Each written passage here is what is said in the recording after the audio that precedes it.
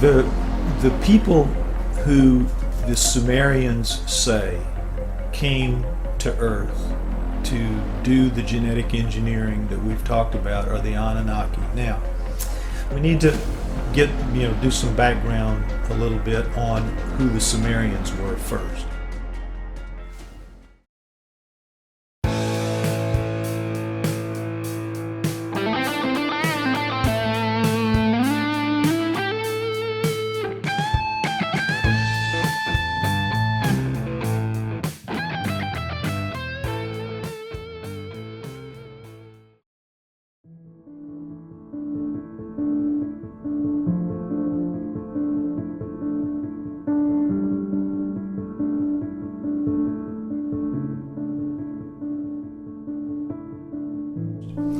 Right now, the Sumerians are considered to be the first great culture in the history of Earth as we understand it and accept it now. They seem to have come out of the Stone Age at around 6,000 years ago, 4,000 BC, at around 6,000 years ago. And they seem to have come out of the Stone Age and miraculously, virtually overnight, with no precedence whatever, created a very high civilization. In fact, they came up with over 100 of the firsts that we consider indicative of a high culture. They had the first writing, the first language, the first cities, the first roads, the first laws, the first libraries, the first schools, the first music, the first literature, right on down the line. So they had the first of everything, basically, that counts. So how do you come out of the Stone Age and produce this miraculously advanced culture? How do you come down out of the highlands of the Crescent Valley, the Fertile Crescent rather, and settle into this valley, the valley of modern day Iraq, the Tigris-Euphrates Valley, which is where the Sumerian culture arose, in the Tigris-Euphrates Valley of ancient times in modern day Iraq, and build this sophisticated culture with no base under you whatsoever. It absolutely defies belief. It boggles the mind. It shouldn't be. So what happens is historians, though they are very aware of it, tend to sort of leave them in the past and deal with the beginnings of history and culture with the Egyptians and the Greeks and the later Romans. That's sort of the sequence: Egyptians, Greeks, Romans. The Sumerians are very seldom talked about, very seldom dealt with, even though we have a tremendous amount of knowledge about them, because one of the things they developed first was writing, and one of the things that they stored that writing in was libraries. And their writing was done on clay tablets that were soft clay, and they used a stylus to write in what's called cuneiform, and then those would be fired in kilns, which is another invention of theirs, to turn it into stone. So they're very durable. So we have over 100,000 of these tablets have been recovered, most of which deal with the minutiae of everyday life, business deals, business transactions. Only about 5,000, as I understand it, dealing with the history of the culture and their literature and things like that. But of those 5,000 some odd tablets that we have, they tell an incredible story, the Sumerians do, of the Anunnaki, which is that there is another planet in our solar system, that gods, super beings, live on this planet, that these beings come to Earth for the specific reason of mining gold, which they need to repair their atmosphere on their planet, in the same way that we are damaging and destroying our own planet in our rise to a high civilization. Apparently the Anunnaki did the same thing on their planet. In their rise to a high civilization, they damaged their atmosphere, and they needed to replace it. Now, when our turn comes to repair our atmosphere, if we're not too late, the way we will almost certainly have to do it is to take gold, ironically enough, as finely as we can grind it up into pieces that are just infinitely small, so that they'll float above the atmosphere, and shoot them up into space and put them up there and let them disperse, because gold is a great reflector of cosmic rays.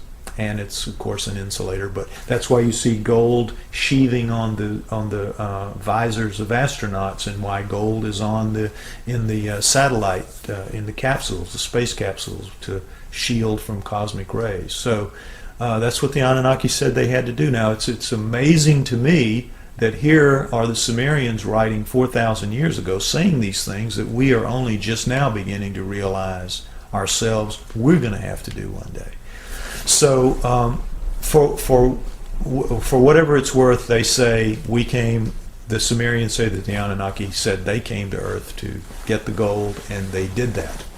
So they were here, they came at around 400,000 years ago, and they lived here for quite some time, just simply panning gold out of the rivers by, you put trays in the river and the water washes over and the gold deposits out. It's called placer mining. And placer mining is the way we mine today when we can. It's the easiest way to do it. But over time, everything taps out. So when the Tigris-Euphrates Valley tapped out, they had to move elsewhere. And so they, by then, because they were a flying civilization, they had found the mother lode in southern Africa. To this day, the mother lode of gold on Earth is South Africa. So they divided themselves up. They left half of themselves, and there were only about 600 of them at maximum, because they had to shuttle in from their planet Nibiru. And so their 600 they divided up. Some stayed in the home base, the original home base, the Eden, and the other group moved down to the underworld, the lower world, which was southern Africa, to do the mining. And they didn't like to mine. It was hard work. It wasn't like just putting trays in water and collecting the gold out every 2-3 weeks. They had to dig it out. They didn't like doing it, so they revolted, and they said, the Anunnaki did, to their leaders, we don't want to do this anymore. So the leaders said, all right, we'll make you a slave. We'll make you a servant. And that's the reason, the impetus, according again to the Sumerian writings, for the creation of human beings. To me, this makes perfect sense. If I was a superior being from another planet and I came to Earth, or anywhere, and I suddenly found myself having to do extremely difficult work, and there was another being that could be somehow genetically manipulated to turn into a slave and a servant, I would do it. And I think that they did, and I think it matches the genetic evidence that we have of what happened to us. I think the reasoning is logical. It makes sense. It may not be true. It could turn out to not be true. But why would the Sumerians leave anything even hinting at these things? Where would they get that kind of... You couldn't have that creativity at that period of time, because space travel wouldn't even be an option to them. It doesn't make sense. So I in the absence of any evidence that's compelling to the contrary, I consider the Sumerian tablets to be extremely compelling. But because it so challenges the standard accepted theories of human origins, the Darwinian theory, when scholars deal with that information, they simply ignore it. They just put it off into what they call the myth pile. They just say, that has to be myth because it can't be true. And if it can't be true, there's myth and there's truth. Not truth, got to be myth. I really delved into the Anunnaki extensively in my book, Being in It for the Species. And the Anunnaki are coming. They're going to be here for a while, and then they're going to leave. Remember, their system is passing through. Once it gets past perihelion, its closest point to the sun, and it starts heading south, it's going to be accelerating. All right, that's what's going to happen. It's going to pick up speed, go through. They're going to come for two things. They're coming for gold, not because they need it. They use gold the same way we use aluminum for chemtrail spraying. It's a way to repair the atmosphere, because when the Nemesis, the Planet X system, Nemesis and all of its planets and moons comes around, their atmospheres are going to be heavily impacted, just like ours will be.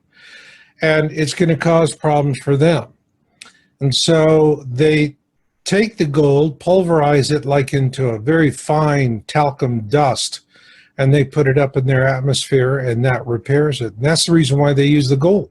So it's not about economics, it's about existential survival for them. The reason why that they want females is that if a child born in a womb, naturally conceived, carried by a mother, can be produced as a more effective slave. And so the women will be used, and this is what I say in Being in It for the Species, the women will be collected up and taken. They will be used for this breeding program, and then they will be returned. They're coming, they're doing this, they're going to take the women, they're going to take the gold, and then they're going to go. Now, the question then becomes is, who is going to be left in charge of Earth? Because Earth is an asset. And what I'm saying in Being in It for the Species is this is our chance during this flyby. It's not about them. They're going to be whoever in the hell they're going to be. They're going to do whatever in the hell they want to do. Okay? That's it. That's the way it goes. We have to focus on us. Who are we? How are we going to deal with this?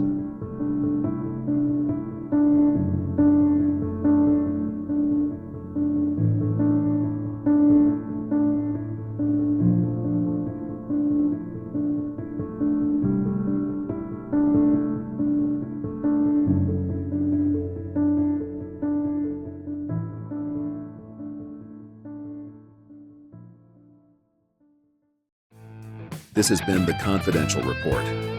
For even more stories like this one, make sure to subscribe to our channel today. And please show your support by clicking the like button on this video. For even more stories and news you deserve to know the truth about, follow us on Facebook and Twitter. Thank you for watching the Confidential Report.